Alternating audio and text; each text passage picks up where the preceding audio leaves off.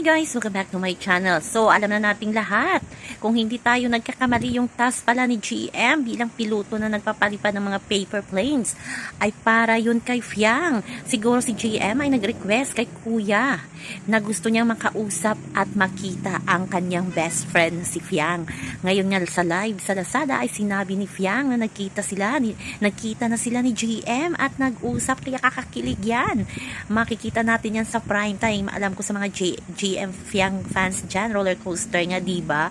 So parang iba kinakabahan na baka daw si GM na ang lumabas ngayong Sabado, kaya ginrant na ni Kuya yung wish niya na magkita silang dalawa ni Fiang, kasi hanggang ngayon hiwalay pa din ang adult at ang teens. Baka sa susunod na linggo pa sila magkikita. Paano kung makalabas si GM ngayong Sabado, o diba? Pero yung solid GM at GM Fiang dyan, as in tudo puspusan ang pagboto din kay GM. So abangan natin, pangiting-ngiti nga ngayon si Fiang, iba yung aura ni Fiang. Yun pala, nagkitas na sila ng kanyang best friend. Si GM naman, halata naman na miss niya na si Fiang. So yun naman po guys ang ating update sa ngayon. Hanggang sa muli, bye bye!